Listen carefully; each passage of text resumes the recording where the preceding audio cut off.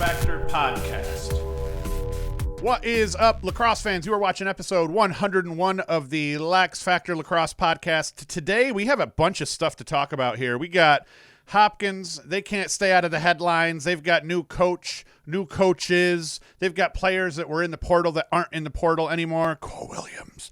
And then we also have a Cuse transfer heading to Hopkins, ditching the Cuse for a rival Hopkins.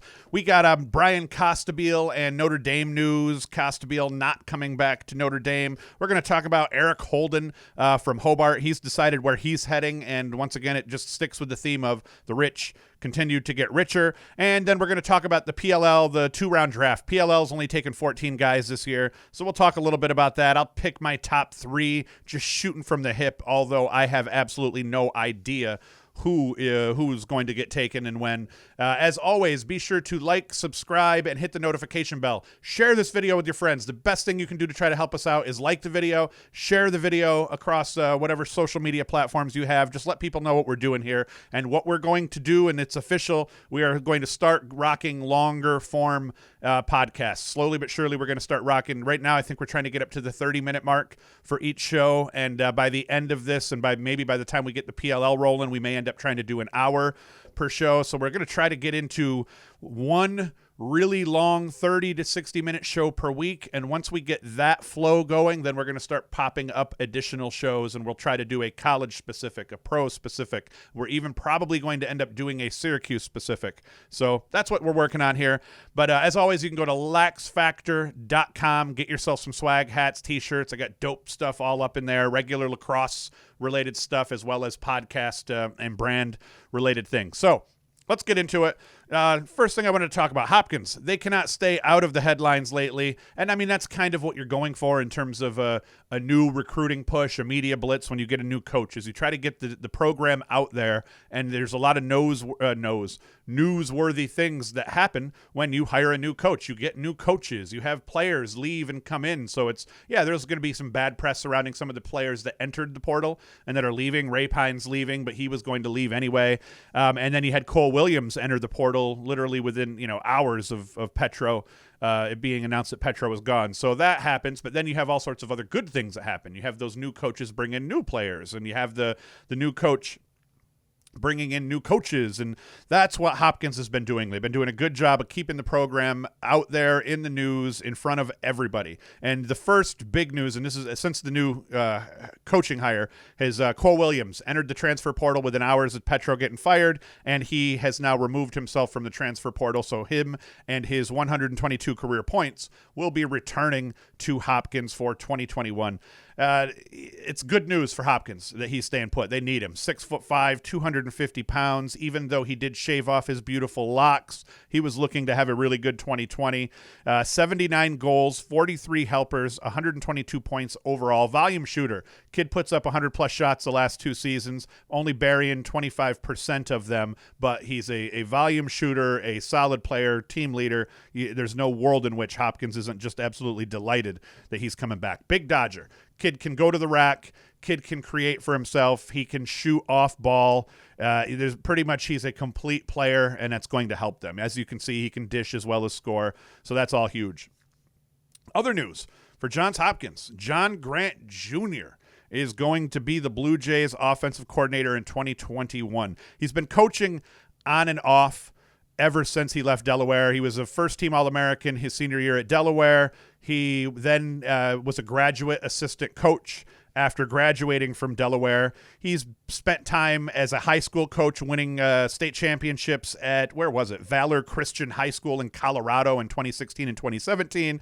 He was the offensive coordinator more recently at Air Force, and that was big news surrounding the Air Force program when he was brought on in that capacity. Just one of the best lacrosse players to ever play the game professionally. A lot of people say he was one of the best all-time college lacrosse players. I would say that yes, obviously in hindsight he was, but he wasn't that guy that everybody was talking about. He didn't have Mike Powell college lacrosse a resume in that way, but at the pro level, Very few have ever done it better, both indoor and outdoor. Grant is one of the best professional lacrosse players, both indoor and outdoor, and that's key. He broke the all-time points record held by Rabel last season for the Denver Outlaws. It was almost as if the MLL brought Grant Jr. back just to piss on Rabel's all-time points record, because obviously they couldn't have their chief competitor also be their all-time leading scorer. So hats off to Grant for that. Dynamic finisher, one of the most creative lacrosse players to ever play the game. He was kind of the pioneer of really getting silly with it in terms of just ways to score goals. And I suspect if you talk to the Thompsons, they may even throw a Grant Jr. reference. I always bring up the Thompsons with creativity because by far Lyle Thompson's the most creative lacrosse player to ever play the game. Just the ways that he went about scoring goals were ridiculous, and Grant Jr. was kind of the pioneer of that playing style. Played JUCO ball. Anytime I get a guy that played JUCO ball, because I was an NJCAA coach at Broome Community College, I always like to bring that up. So I always forget where he played, and I believe it was Morrisville, back in the days when they were an NJCAA team. And if it wasn't Morrisville, and I'm getting it wrong and it'll piss people off, it was Cobleskill, but I'm pretty sure it was Morrisville.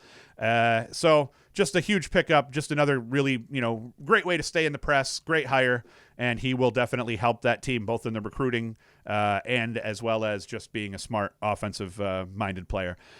And then more news for Hopkins. Cuse long stick midfielder Fernandez transferring to Hopkins as well. He's a solid long stick mid. He's small. He's one of the wee folk, but I was sad to see him enter the portal, but understood Syracuse has a really crowded defensive midfield. They're hurting at close D at this moment, although they just picked up a transfer, I believe, from Gettysburg, a D3 kid that will probably contribute. But yeah, sad to see Fernandez go, but it was getting crowded, and he was to a degree splitting time with another guy, even with the Ginger Wonder down playing close defense. So I suspect he just didn't want, if they ever brought the Ginger Wonder back up to LSM, then there was three guys that were battling for time there. So I understand the move, and best of luck to him. And then sad to see David Lipka, Syracuse midfielder, second line mid, played first line mid last year while Dordovic was out, had a great season, 24 points, I think, 20 plus points last year from the midfield as a first line mid filling in for Dordovic. But obviously with Trimboli coming back, and now for 2021, it makes sense for him to get the hell out of Dodge and play his graduate year somewhere else as well. He may even have 2 years of eligibility left, but don't quote me on that. So really sad to see Lipka go. And obviously, just because you enter the portal does not mean that you will eventually transfer, as we see with Cole Williams. So as long as Lipka doesn't end up at Hopkins, I won't be too mad. Costabile, Bryan frickin' Costabile, one of my favorite midfielders, one of the best midfielders in Division I, the best midfielder probably to ever play the game for Notre Dame. He is not going to come back to Notre Dame for his super senior season. Number 26 will be heading to the PLL, it looks like, and I don't envision a world where he doesn't get drafted. I'd assume he'd end up being a top 5 pick. This kid can score goals, 42 goals to just 6 helpers in 2019. First team All-American. So far in the 2020 shortened season, he was at 15-10. Second team All-American in the shortened season, which is stupid. I mean, Costabile is one of the best 3 midfielders in the country, hands down. It was dumb that they didn't give him the first team nod in that way. 17 goals as a freshman even. So, I mean, the guy, he's the most prolific midfielder in Notre Dame history. He was a factor from the very first day that he stepped on campus for Notre Dame, and just an incredible downhill dodger. He's not this crazy dodging threat. I always compare him and Dox Aitken, and they're very different players, even though they're both just totally prolific goal-scoring midfielders. Aitken's a little bit more of a dodger, in the sense that he's definitely more of an offensive creator, who's going to dish a little bit more. Costabile's more of a get me open, run me off a pick, get my hands free so that I can rip shots. What in terms of his on-the-run shooting while running down the alley, shooting while sweeping across the top, shooting off balance, shooting off one leg, the guy, nobody does it better. This guy has a ridiculous shot while on the move. Just like if you watch him when he's shooting, his ability to get his hands free and then get that hip turned into the shot as he's letting it rip while his feet are doing something completely different. His upper body and core strength is pretty incredible. So an insanely good shooter while on the run, but also guy has an absolute cannon put smoke on Cage while he's ripping rope as a spot shooter, shooting from out top, shooting from off ball. So he is just one of the best midfielders in the game over the course. Since he was a sophomore, pretty much, I put him right up there as one of the top 10 midfielders in the country. The kid can play ball. Last year as a junior, he was, if not the best midfielder in the country, one of the top 2 midfielders in the country last year, and he was going to be one of the top 2 or 3 midfielders in the country this year. It's hard with these guys where once you're a midfielder like him and Aiken, and then you have other weapons, especially on the attack, starting to pop up. It is hard to get your touches and your points, especially when you're drawing the pole. Sometimes, when you're drawing the best defender on a team as a midfielder and you're not used to that kind of pressure, it screws your game up a little bit. So I think that with guys like him and Aiken, they may not have produced the crazy points that they had been used to producing because at some point the known quantity factor creeps in. And with Costabile, he didn't have nearly as much help around him as Aiken did. In Aiken's case, the help around him helped freed him up at times, but it also made it hard to get the ball and eat. And in Costabile's case, there was plenty of burn and chances to go to the rack, but when you're just getting beat on and teed up by whatever their best defender is, it makes it a little bit more difficult. But still, insane, one of the best midfielders to do it, and he will be taking his talents to the PLL, so I wish him the best of luck. But for Notre Dame, the good news is they lose their best player, but they gain a couple of Penn transfers in Fogo, Kyle Gallagher, and defender Kyle Thornton. They're getting the Kyles. Notre Dame's picking up the Kyles from Penn. Gallagher, one of the best face-off guys to do it, period. Third-team All-American 2019, was number 16. Gallagher's 2019 season was the 16th best face-off percentage for a player all time. So we're seeing, like I said, kind of the renaissance of face-off guys, and the top 3 or 4 guys now are all top 20 guys all time at the face-off dot because these dudes just do it differently. You put any of these guys back 10, 15, 20 years ago, they're going to hang with everybody in the country. So I mean, we are seeing a weird time for face-off talent where it's just the training for face-off guys and the specialty of that position has gone off the charts. So it's like they don't want to be called Fogos anymore, even though that's what the bulk of them still are, face-off, get-off. They want to be face-off athletes, and I'll give them that too, but I'm going to call them Fogos from time to time as well. Just easier, and Fogos sounds cool. So they pick up Gallagher. That is a huge pickup, one of the top 5 transfers in my mind all off-season here, so they pick him up, and that's big. And then Thornton, 24 GBs, 12 cost turnovers in 2019, started every game for Penn. I believe he started a bunch of games as a sophomore as well. So he is a good physical defender that will help make Notre Dame better as well. So they picked up 2 starting. The face-off guy, Gallagher, he's obviously going to be their face-off guy. I forget who the face-off guy is for Notre Dame, but he's a 50% guy, 53 or something like that. So Gallagher is a huge upgrade there, and then Notre Dame's always strong on defense, but Thornton is a starting quality pole. So I'm not pretending that he's just going to start and walk onto that team and be one of their best poles, but it's the depth is now there because you've added him, and there's a good chance that he ends up starting at close D for Notre Dame. Other transfer news, because we just have a bunch of dudes transferring all over the place. One of my favorite transfer prospects out of Hobart, Eric Holden, has chosen his new school, and he chose the Terps. He is heading to Maryland. He's actually an attackman, I believe, at Hobart, but I believe pretty much he's a prototypical midfielder, especially in an offense like Maryland's. Huge pickup for the Terps. I'd assume that he brings quality and experience that will likely result in burn. I think you will see him play 150 points over 3.3 years at Hobart. 20 goals, 8 assists, and 28 points in just 5 games in 2020 early in the season. Had a really big game against Syracuse that kind of put him on the map nationally, even though as a Syracuse fan and an upstate guy, I've known about Holden for a while.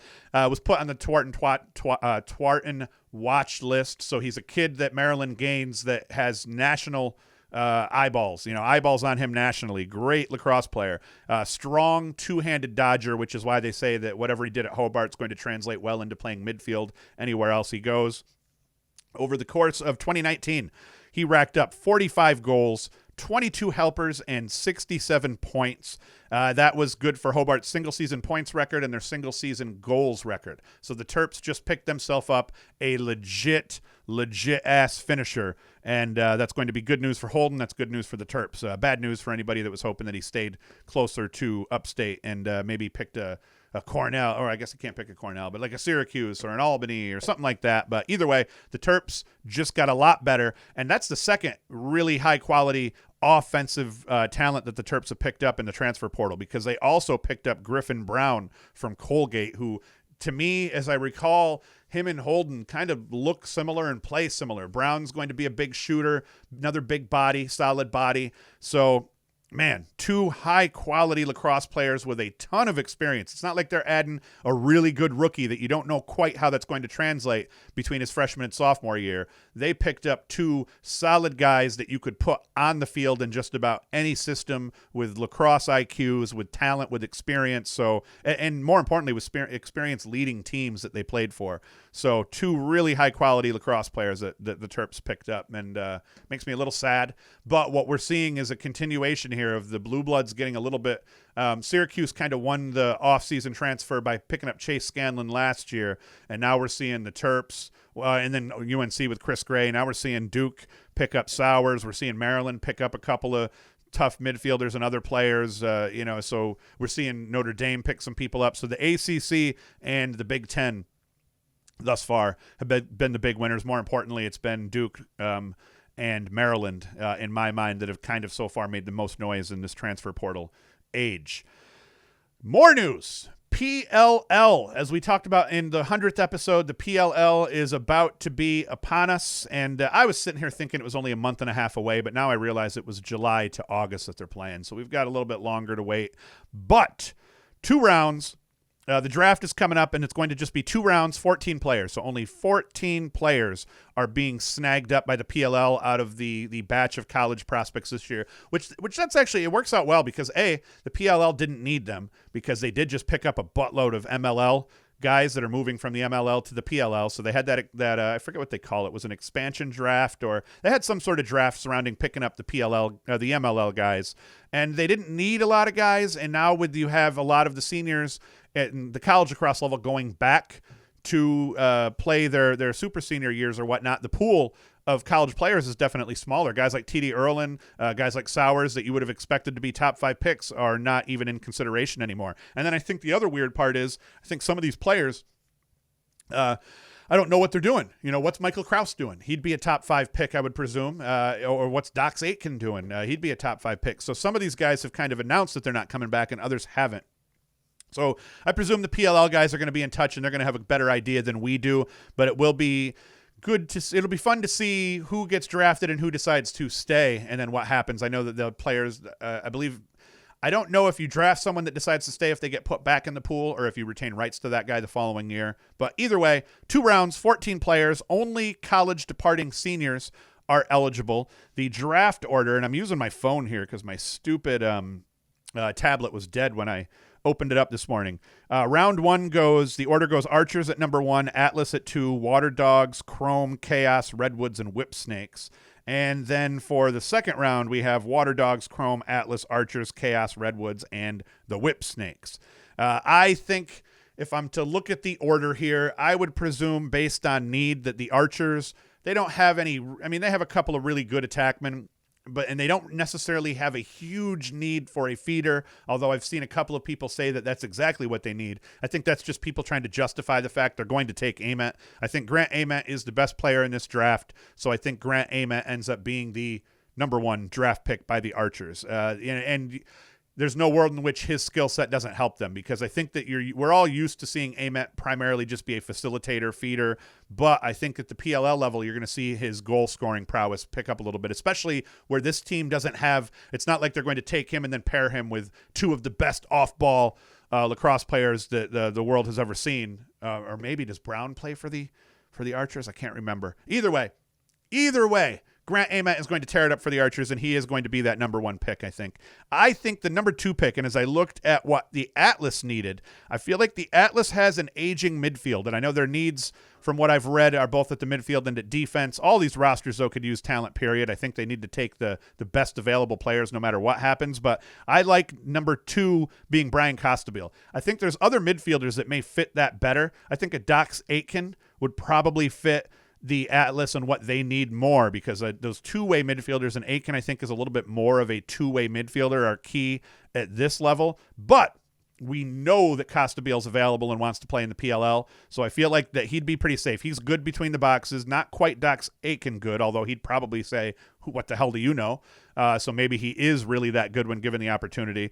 And but offensively, guy's off the charts, a shooter, a dodger, and young with legs. So I think that he would make the Atlas a lot better. And then number 3, Water Dogs, I think they go defense. I think that when you're trying to build a solid team, and I look at their team, they could use a no pull is necessarily a shutdown pull anymore at the PLL level, just like no offense, like a guy like Connor Fields isn't going to just trash on everybody because these are the best of the best of the best. But I feel like at number 3, Nick Mellon goes to the Water Dogs because Mellon, he's an incredible position defense, a system defender. He can shut down players as well where the matchup, everyone remembers the Pat Spencer drubbing that he took, but no one remembers the beatings that he gave Jeff Teat when him and Jeff Teat did battle when Syracuse and Cornell would play. And Jeff Teat, one of the best attackmen to play the game, period, at all levels.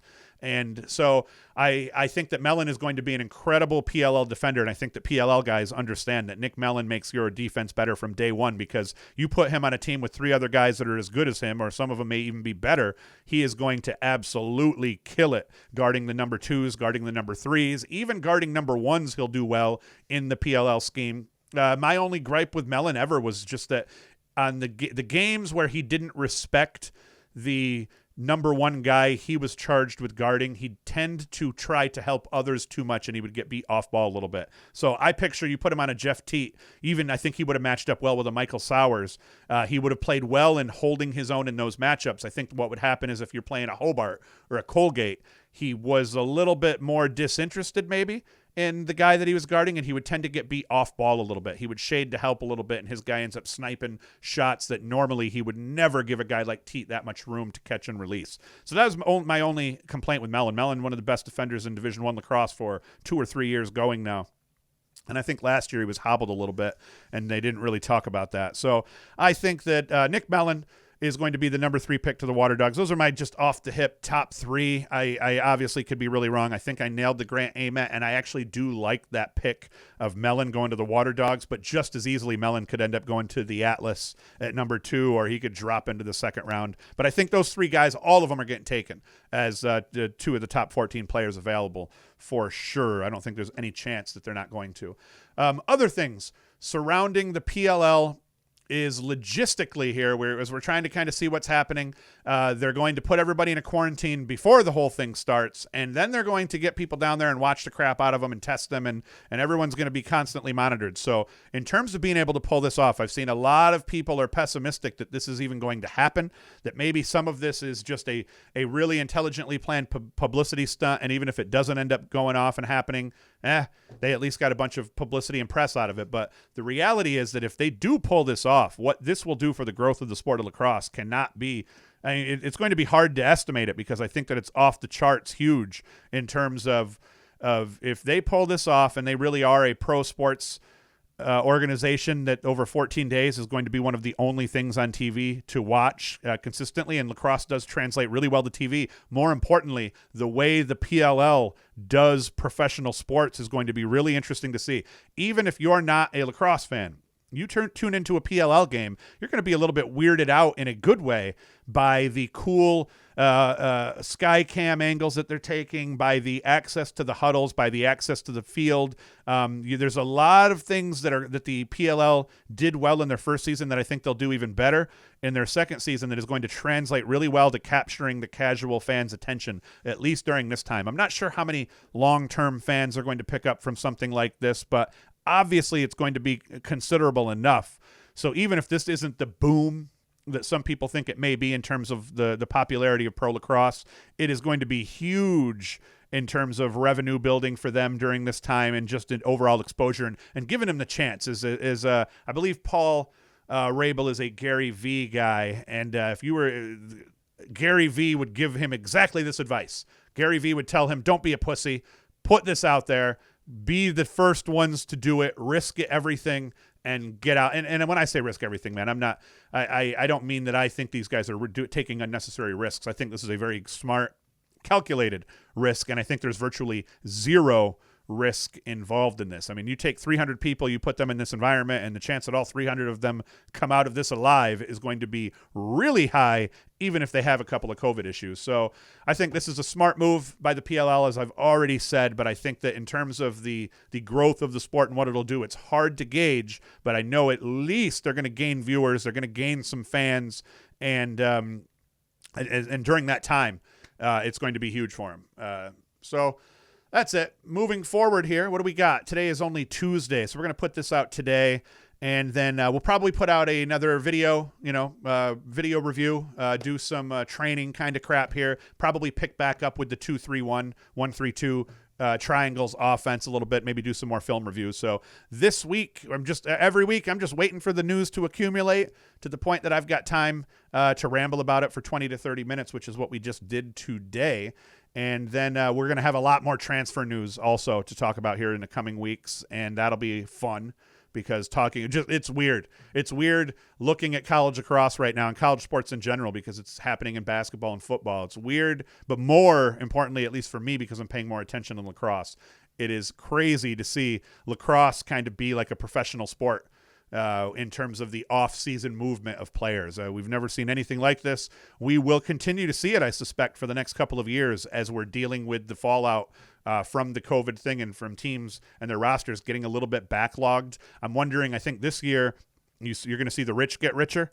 I think by next year and the year after, you may see that talent kind of start spreading out again the way that it had. But I predict because of this, we are going to have a blue blood-filled Final Four, probably a blue blood-filled quarterfinal round where these blue blood teams that are just stacking their rosters now with Ivy League transfers and transfers from other schools.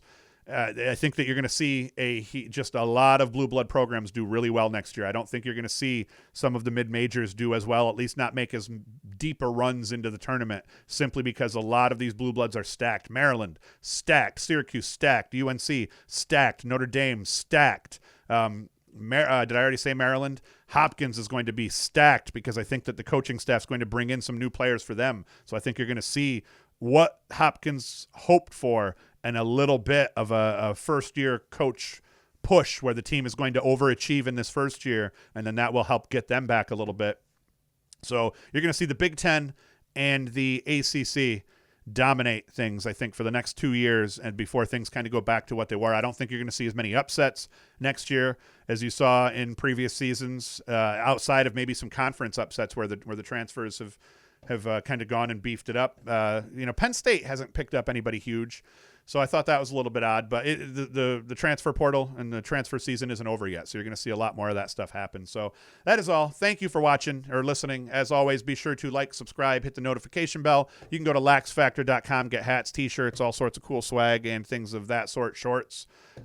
We have lacrosse T-shirts that are branded for the podcast and LaxFactor, and then we have T-shirts that are just random lacrosse, cool T-shirts, cool messages, and all of that good stuff. So share the video with everybody. Thank you for watching and listening, and thank you for helping us get to 100 episodes. Thank you for getting us consistently over 1,000 views, 1,000 listens. We typically do almost 1,000 views on YouTube alone for every episode, thanks to you guys, but then all of our other off YouTube crap. We have the anchor.fm, anchor.fm/LaxFactor if you want to listen via audio. We're everywhere else where podcasts are, Apple, Spotify, Stitcher, you name it, we're out there as well. So across all platforms, every episode's doing 1,000+ religiously, and I can't thank you guys enough for that, for making this just a legitimately viable side gig. One thing I wanted to say, a lot of people get the impression this is my full-time job. How ridiculous would that be, and how broke would I be if this was my full-time job? Last year, the channel, I think, cleared enough to go on a really, really nice family vacation and to buy me some additional cool gear. So I pretty much got a vacation, an additional HD camera, this tablet, and a bunch of other things off the channel. But this is just a random hobby. I make this season especially, this is nothing but a time burner and a time waster for me. I will make almost nothing on literally compared to the time that I end up putting in to make this happen. I will make zero off of this year, even though I won't. It generates revenue, but the time spent. My day job as a web developer for Arc Media Group. If you need web design services, I never plug myself because I'm not a whore, but if you need some web design services, arcmediagroup.com, AARC mediagroup.com.